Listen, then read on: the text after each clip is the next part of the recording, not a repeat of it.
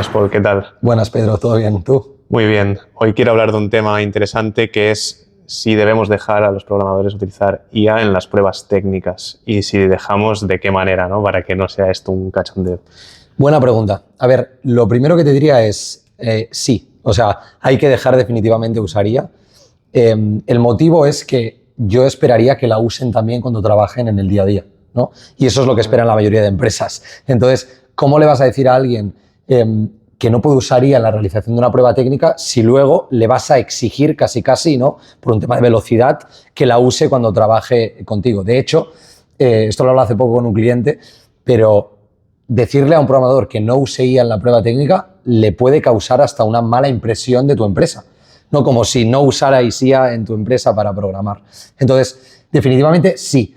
Sí, con asteriscos, ¿no? Con contexto. ¿Y cuál es el contexto? ¿Hay que dejar usar IA? Sí, pero hay que ser consciente de que si el programador usa IA para hacer la prueba, el nivel de la prueba probablemente sea mucho más alto del que tendría sin usar IA, ¿no? O sea, puede hacer muchas más cosas en menos tiempo, vamos a decir.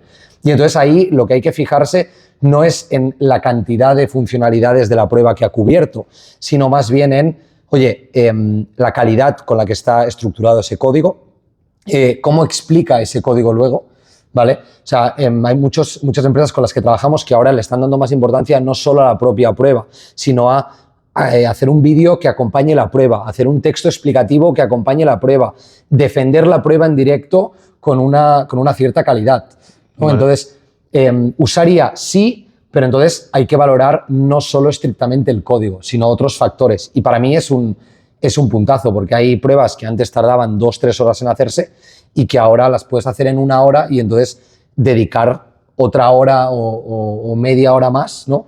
A discutir con el programador por qué ha tomado las decisiones que ha tomado, cómo ha usado las herramientas, qué herramientas ha usado.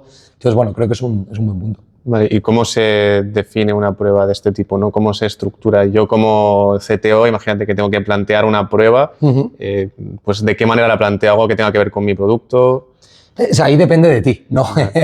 Entonces, como CTO, normalmente tendrás una preferencia, ¿vale? Y entonces hay empresas que, bueno, el CTO, el VP, el Engineering Manager, quien sea que defina la prueba, se acerca mucho más a un caso de uso real, ¿vale? Pues oye, yo tengo un software, ¿no? Para restaurantes, ponle, y tengo un sistema de pagos, pues quiero que me desarrolles algo relacionado con un sistema de pagos, ¿no? O tengo un SaaS multitenant, ¿no? Y quiero que me desarrolles algo que sea multitenant, ¿no? Aunque sea mucho más pequeño, ¿vale? Entonces, y luego hay otras empresas que al final lo que buscan es entender cosas más allá del propio caso de uso, ¿no? Como, por ejemplo, oye, tenemos una empresa que te da una API que te da, me parece que eran personajes de Star Wars, ¿vale? Y lo que te pide es que hagas un frontal, bueno, que hagas un backend que consuma esa API y tal, que hagas un frontal muy sencillo, que pinte las cartas, las características y tal, pero luego lo que te pide es, oye, añádele testing, organiza el código usando DDD, ¿vale? Entonces, lo que están valorando no es tanto el propio caso de uso en sí, sino todo lo que hay alrededor de ese desarrollo, ¿vale? En mi opinión personal, yo soy partidario de hacer un caso de uso más cercano a lo que trabajará luego en el día a día. Vale, y última pregunta, que ya lo comentaremos más a fondo en otro vídeo. ¿Cuánto debe durar una prueba técnica?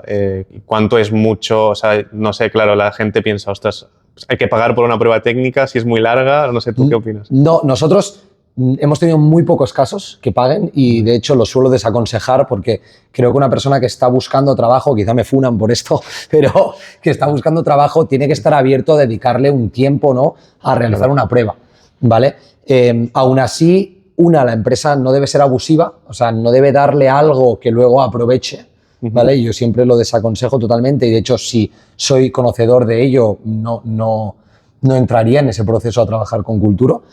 Y luego, evidentemente, tiene que ser algo razonable, o sea, que el desarrollador pueda demostrar, pero que tampoco se pase un fin de semana entero con ello, ¿no? Entonces, en nuestra experiencia, menos de 3 horas es lo ideal. Y entre 1 y 2 es donde menos candidatos se te bajan por la prueba técnica, ¿vale? A partir de 3-4 horas para arriba, hay un porcentaje muy grande de candidatos que se animan a empezar, te dicen, sí, paso la primera entrevista y voy a prueba técnica, ¿no? Y un gran porcentaje de esos, si dura más de 3-4 horas, no terminan nunca entregando la prueba. Es muy interesante esto. Gracias. A ti.